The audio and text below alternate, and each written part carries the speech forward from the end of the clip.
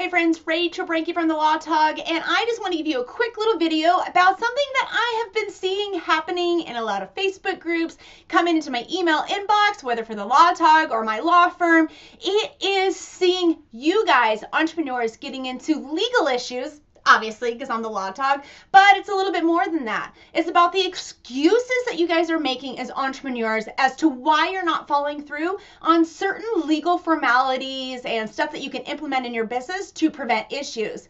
All of my tips I'm going to give you here, and it's going to feel a little bit like a call out because some of you are hiding behind these excuses. But these tips and advisements I'm going to give you guys here real quickly is from the perspective not just a lawyer, not just as a TheLawTog, it's from a mother, a spouse, an entrepreneur just like you guys trying to make it in the world. That I am trying to get my livelihood enacted, get a piece of entrepreneurship, a piece of that pie, and I want to keep it preserved. So guys, I'm not just saying this as a lawyer. I'm saying this as someone who has been in the trenches with you, understands what you're going through, and really gets scared when I see these top excuses made as to why photographers believe that they shouldn't do X, Y, and Z in their business.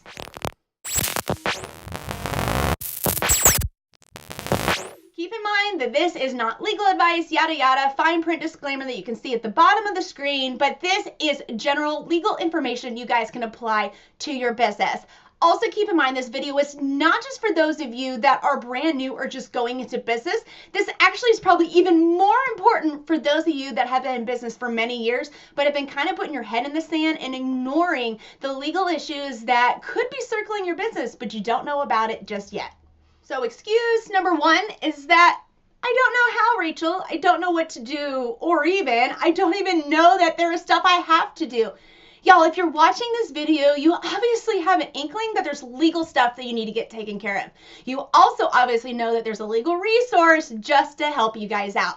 In fact, I have a legal biz checklist that you guys can run through. Again, whether you're new in business or you've been in business for 10, 15, 20 years, that you should be going through this checklist on a yearly basis. I'm going to stick it into the caption of the comments below so you guys can snag it free, download it, use it. It's not state specific, but it's a great overarching checklist for all of the business formation and legalities that you need to be mindful of no matter where you're at in your business. So excuse number one, that I don't know how, is completely debunked because I am serving this information to you. Now, again, you don't have to use my resources. You don't have to pay me for anything. This checklist is free and so is my community. But I want you guys to be equipped with this information and not just blindly hand it off to a lawyer, which we're going to get into excuse number two as to why many of you are not hiring legal services for your business. Excuse number two is I don't have any money or it costs too much. Guys, it doesn't cost too much to get protected. Again, not just saying this as a lawyer, saying this as an entrepreneur who's also trying to protect my livelihood as well.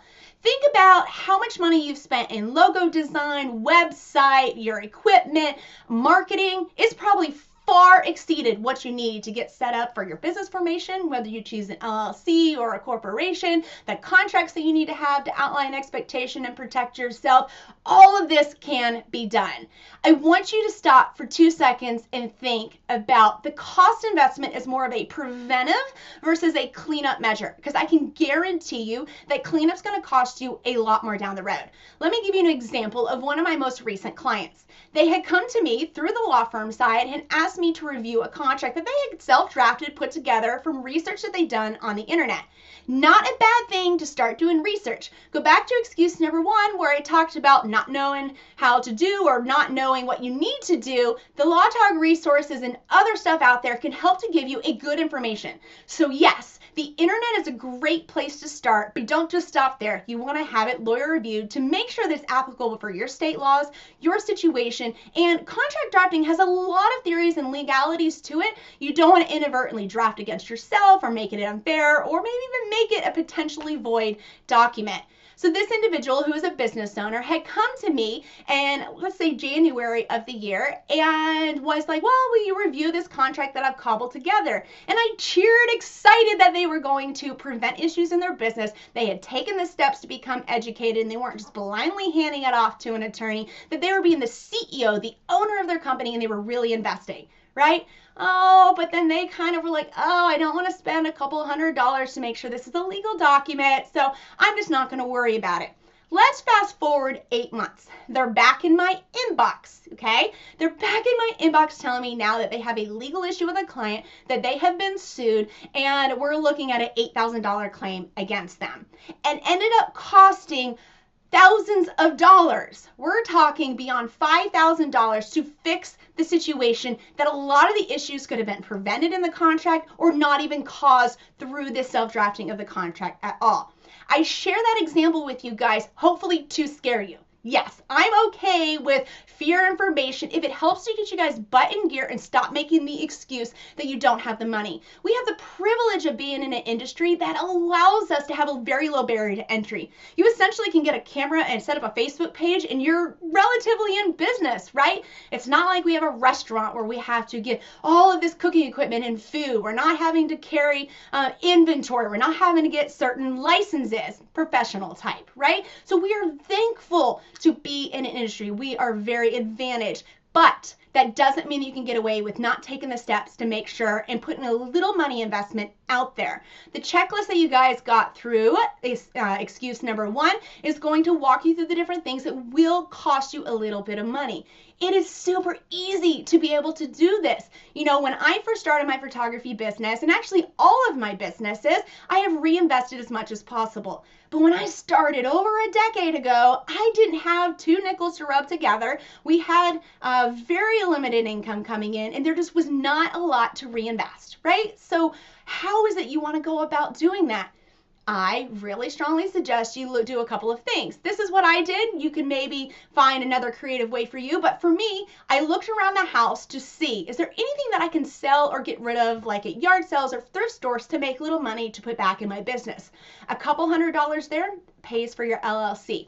I ended up working a second job of waiting tables in the evenings. A couple $100 there was able to get me the contracts and the other legal information that I needed to know. Because keep in mind, I wasn't a lawyer at the time. So I've been where you are and I understand. Those options may not be viable for you, but the excuse of I can't afford to get legally protected or do the right things is not a viable excuse at all. You'll be like in that situation where you could have invested $300 to $400 but end up having to spend over $5,000 to fix an issue. And here's a little plot twist, that client still had to end up paying the $200 to $300 to revise the contract. So we're looking at cleaning up an issue plus having to do what we should have done to begin with anyways. So excuse number 2, that you don't have the money, is debunked. Totally don't even want to hear the excuse anymore. Doesn't mean I don't sympathize with your situation, because I've been there, but there's creative ways for you to fix it. Excuse number 3, that is super common and I totally understand, but guys, don't tell me I'm not making enough money in order to legally protect myself. Guess what? Liability doesn't really care. Your clients don't really care if you're actually profiting anything when they have a problem. So keep in mind, whether you're growing your business or you're in the red, you still need to be legally protected. Business formation, contracts, insurance, all in that checklist for you. But guys, do not fall into this trap of, well, I'm not making enough money, it doesn't matter. If you're putting yourself out like a business, you have to do the steps to be a business. If you're trying to get clients, if you're taking money in, whether you're in the green or the red, the liability issues are still potentially there, and you could still potentially get pinged, whether your client sues you, whether your client has an issue, or even the government tries to crack down on you.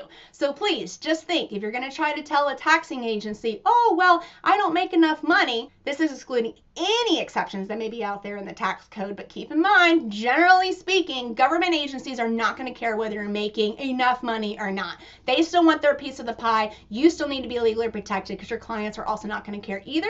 So excuse number 3, you're not making enough. If you're putting yourself out there, you are making enough. And excuse number 4, and this is really focused on contracts. I've been affectionately referred to as the contracts queen, and that's because I know the grave importance and the grave potential issues that can happen if you don't have a properly drafted one or you don't have one at all. Now, the biggest excuse that I hear from many of you, and I'm seeing in groups, and it really sucks because I end up seeing many of the people who assert this excuse come back later and say, oh crap, I have a problem. They say, my clients will not like me using contracts. Well, your client's not going to have a problem when they decide to sue you or have an issue with you later on and you have nothing to fall back on. Contracts are one of the best ways to set yourself up as a professional, outline expectations, offer customer service, and legally protect yourself. So yes, this was excuse number 4, but I also just gave you 4 great reasons as to why to use properly drafted contracts, making sure you're using them right, and making sure that you understand what's in them so you can explain them and use them properly to your clients. Because we're not going to use them to hit our clients over the head with. We're going to use it to be a backbone so that we can stand firm on our policies. We're going to use it to offer customer service to our clients, but while also showing them that we have certain policies and things that they had agreed to, but it's also going to be a nice protection for us should a legal issue arise. So no, clients are not going to have a problem with your contract, because if they do, they're probably not a client that you want to have. And excuse number 5, the last excuse for this is to why I'm not a legal photography business or I don't care. The excuse is I don't have any assets or enough assets to warrant me being a legal business. Guess what? It really doesn't matter so much what you have. You need to protect it, because here's the thing. If you don't set up, for example, on the business formation, which is one of the very first steps on that checklist, as a LLC or a corporation, your personal stuff is on the line. If you also have an LLC or a corporation, but you don't act like it and you're not afforded the benefits of it, it's called piercing the corporate veil, which we can get into in other resources, but you could be sued personally. All of you have assets. You want to know what? You're making money and you're breathing. Okay? It doesn't matter if you don't own a home, don't own a car, or own anything, or even a dog, right? The fact that you are alive because you're watching this video, the fact that you are generating income, whether or not it's with your photography business or elsewhere, there is potential for you to have assets taken. So don't tell me just because I don't have any assets doesn't mean I don't need to be protected. The government's not going to care when you don't pay your taxes. They're still going to try to come after you. Your clients, if they have an issue and try to sue you, they're going to go straight for whatever it is that you have, and all of you have something to lose. If anything else, consider this. You've put all this time, money, and effort, especially since you're watching this video still, and kudos to you for that, because it shows that you care. You've built a business, you need to keep it. So please do not fall into this trap of believing or reading on the internet this misinformation of, well, unless you own a car or house, it doesn't matter if you're legally protected. It does matter if you're legally protected, and it does matter if you're doing the proper legal requirements that are required of you. So mistake number 5, completely out the door. Protect yourself, protect the time and money and just energy investment you've put into growing your business. So now you guys have seen the 5 top excuses that I'm seeing in inbox and emails. I've debunked all of them. I'd love to continue the conversation. Please feel free to comment below. I will be engaging with you, and you never know, I might choose someone in the comments to get some of the resources free to help you to make sure that you are not falling victim to one of these excuses.